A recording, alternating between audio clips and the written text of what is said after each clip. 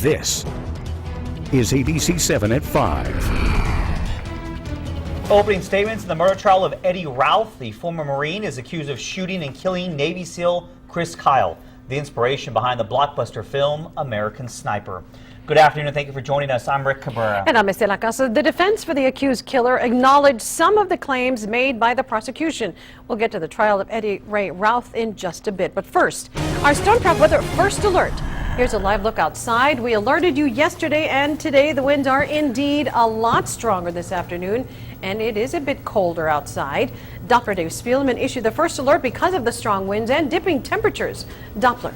Yeah, you know, we talked about that first alert. We had it in place from 4 o'clock this afternoon up until 9 o'clock tonight. Right at 4, boy, those winds started to really pick up, and the cold front has passed us by, so we're dealing with some cooler temperatures, and you have some wind chill factors out there as well. So if you're going to be heading out, especially on the west side of the area mountains, you certainly dress a little bit warmer because the winds will make it feel colder. So there's our windcast up till tonight from now until 9 o'clock. Winds gusting at 45, primarily on the west side of town. So again, those winds quite gusty, and we could even see a little patchy dust as well. But we'll talk more about it coming up in our full forecast. Okay, Doppler, thank you very much. And now to some breaking news just into our ABC-7 newsroom. A spokesman with the El Paso School District confirms district police arrested one of the students who was allegedly involved in this huge soccer brawl on Tuesday, February 3rd, last week. This happened during a game between Andress and Jefferson High Schools. The EPISD spokesman tells us student was jailed on a $20,000 bond. Online jail records show EPISD police arrested 18-year-old Cesar Ramirez. He is number 7 on the Andress High School roster. As Darren Hunt reported earlier this week, Ramirez was kicked off the team. Police charged the 18-year-old with assault causing bodily harm. 6 students from each team were suspended for a few games. 1 student was hospitalized with a broken jaw. A top Army official has confirmed to Congress that hundreds of wounded warriors were harassed and abused by staff at 3 Texas treatment centers, including at Fort Bliss. ABC-7 Darren Hunt is live with information you'll see only on ABC-7. Darren? Rick, Colonel Chris Toner, the head of the Army's Transition Command, recently admitted that between 2009 and 2013, there were incidents of disrespect, harassment, and belittlement of soldiers. It happened at warrior transition units at Fort Bliss, Fort Hood, and Brooke Army Medical Center in San Antonio.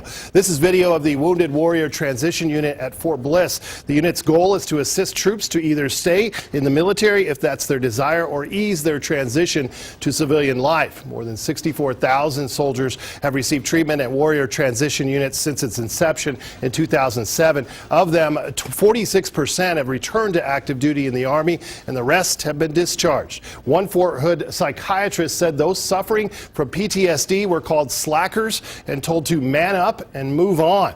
This is video of the congressional hearing on this topic that took place last week in Washington. El Paso Congressman Beto O'Rourke was in attendance and asked the Army Transition Commander several questions, including this specific one about Fort Bliss. Was there in fact cause for concern at the WTU at Fort Bliss? So, sir, during the context of the reporting document, so 2009 to 2013, there were challenges at Fort Bliss beyond a shadow of a doubt. Kind of multifaceted, cadre, soldiers, just programmatic type issues. Now, Toner told O'Rourke he is confident that the program at warrior transition units here at Fort Bliss and elsewhere are now, quote, going in the right direction. You'll hear more from him at 6, including specifics on what went wrong at Bliss. You'll also hear from a local veteran who helps soldiers with PTSD and the challenges they face with that diagnosis. Rick and Estelle? Darren, thank you very much. Democrats and Republicans are criticizing President Obama's proposal for military action against a terrorist group, ISIS. The president is not calling for the deployment of ground forces, but he says he would like to deploy special forces if the U.S. gets information on the whereabouts of ISIS militants. Texas Senator Ted Cruz had some strong words for the president today. ISIS is the face of evil. They are beheading children.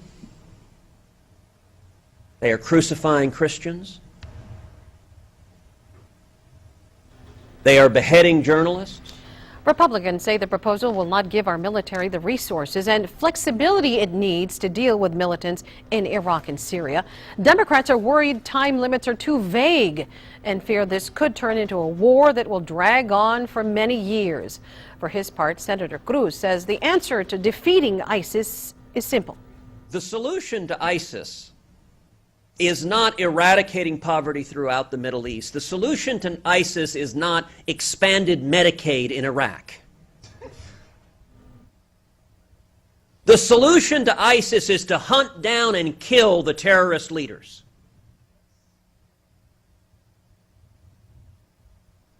But when you have an administration that will not utter the words radical Islamic terrorists, you have an administration that is unwilling to effectively design and implement a strategy to defeat radical Islamic terrorists. There is no timeline for Congress to act on the president's request. It could trigger the first war powers vote in Congress since President George W. Bush was given permission to invade Iraq back in 2002.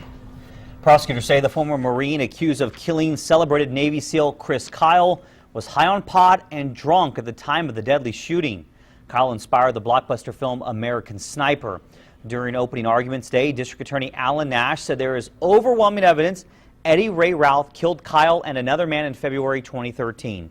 Nash charged Routh with capital murder. The defense acknowledged Routh was spiraling out of control from mental illness and substance abuse, but argued Routh thought he needed to kill Kyle and Chad Littlefield before they killed him.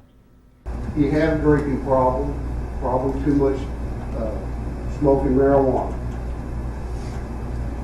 But he was changed, and people will come and tell you how he was a changed person, that he was having at that time mental health problems.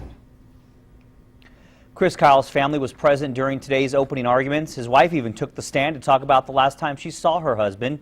She says she gave her husband a hug and a kiss before he left that day, and little did she know he would never come back.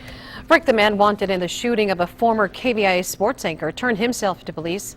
This is video recorded last night as 54-year-old Mike Montana came out with arms in the air. The standoff lasted a few hours. And this just into our newsroom. Investigators now say the dispute centered on Montana's work painting Kyle Kraska's home. Kraska, who works in San Diego, was shot in the leg and stomach outside his home in Scripps Ranch yesterday afternoon. The Emmy Award-winning broadcaster underwent surgery. The news station reports he is in good spirits. Now, you might remember Kyle. He was a sports director here at ABC-7 in 1992. You can see him in this photo to the right of former ABC-7 anchor Gary Warner. And all of us here at ABC-7 wish Kyle a speedy recovery. He's a former Santa Fe County Sheriff's deputy shot and killed in Las Cruces. New at 5, ABC-7 has learned a Santa Fe County man is suing the estate of slain deputy Jeremy Martin. 47-year-old Henry Milligan says Martin placed the handcuffs on so tightly during a DWI arrest, it caused immediate and severe pain to his hands and wrists. The lawsuit seeks an unspecified amount in damages. This is file video former Santa Fe County Deputy Ty Chan. He is accused of shooting and killing Deputy Martin after they got into a fight inside a Las Cruces hotel. The two deputies were on their way back home after dropping off a prisoner in Arizona. Chan's trial is scheduled to begin in September. It's one of the biggest scandals in Diana County in recent memory. A woman says her boss, an elected official, offered her money in exchange for sex. He's acting like he didn't do nothing wrong. He did. Up ahead, our New Mexico Mobile Newsroom has new information from an investigative report. It details the interactions between the Diana County treasurer and one of his subordinates. We have a unique place here where the public sector and the private sector work together. New Mexico's economy is booming. What business leaders say is behind a surge in exports and in storm track weather. Doppler? Well, strong winds going to be with us tomorrow night. Just how long will the winds continue? I'll have that and your weekend forecast coming up. This is ABC 7 at 5, where news comes first.